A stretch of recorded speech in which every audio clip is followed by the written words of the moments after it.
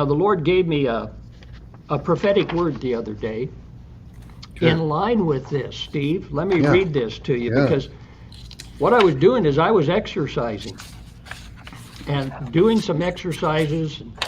And while I was exercising, I had a vision of a man exercising.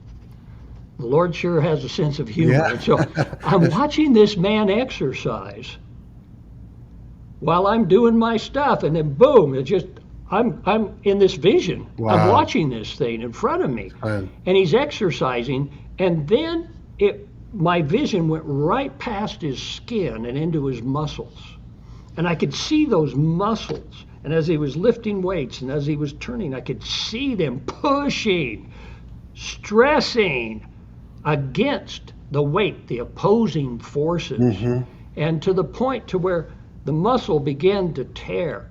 Now, I may not look like it, but 30 years ago when I was young, I had a trainer and in the gym, and this trainer was a big dude, you know. Yeah. And he said, Mike, he said, do you want to tone up or do you want to build up? He said, there's a difference between toning muscle and building muscle. Toning muscle is we'll just do exercises and things that get rid of the fat, strengthen the muscle. But he said, if you want to build muscle, the only way to do that is you got to go past the tone into the build. When you go past the tone, it actually causes micro tears. When you go further than you can in the muscles, and those micro tears, the body immediately repairs with new muscle tissue, but makes it a little larger. And by this repeated process, you get to look like me.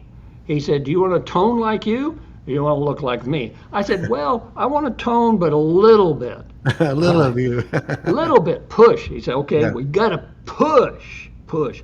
That's, so then I'm watching this happen, and then the Lord speaks these words to me. Okay. He says, evil that is not resisted remains to be an equal opponent. Okay. Think about that. If you don't resist evil, it just stays there. It's a match. He said, just as physical exercise strengthens muscle through the resisting and pushing against opposing forces, to morally and spiritually resist evil will make you stronger. It places evil under your feet. Now, while this is all going on, I'm hearing this evil in reference to what's happening, of course, around the world. It's a global thing, but in America specifically, you know, societally, politically, all the things that we're facing, the church is rising up against this evil, man. And the Lord is making it plain to me that we have to do it. He went on and he said, resisting evil is a choice.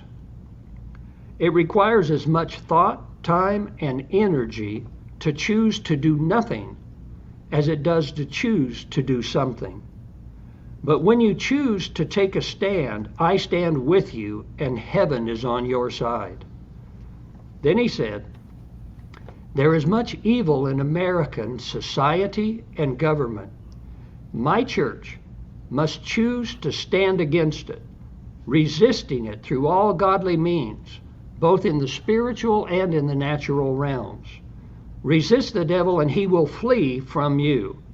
Then he concluded it by saying, stand up, speak up, move up in the Spirit.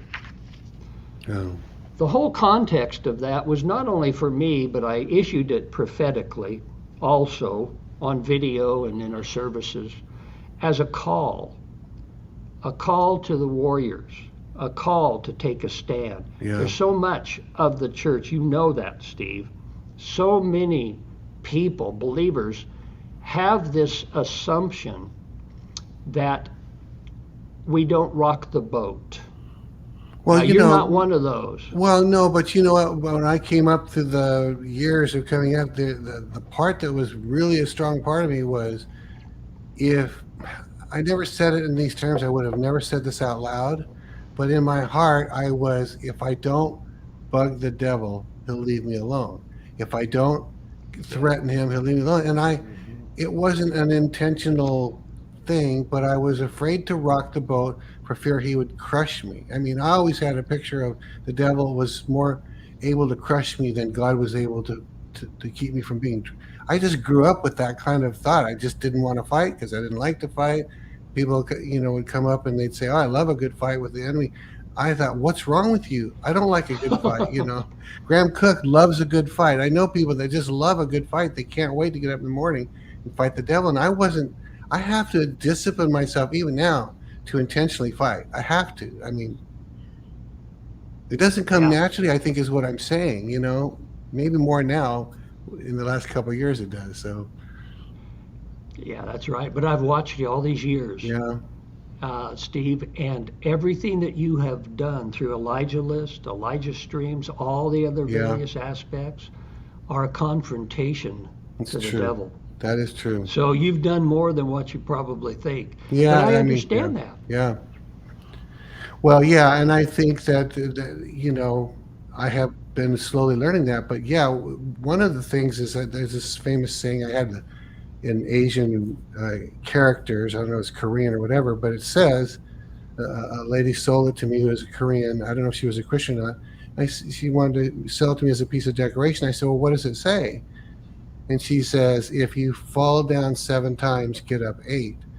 And I thought, "Oh, I like that." So I paid her the money. I think she was making money for school, but that became one of my many sayings that one of the ways to fight is every time you get down, get up one more time, then you're knocked down, and you're resisting. So yeah, That's it.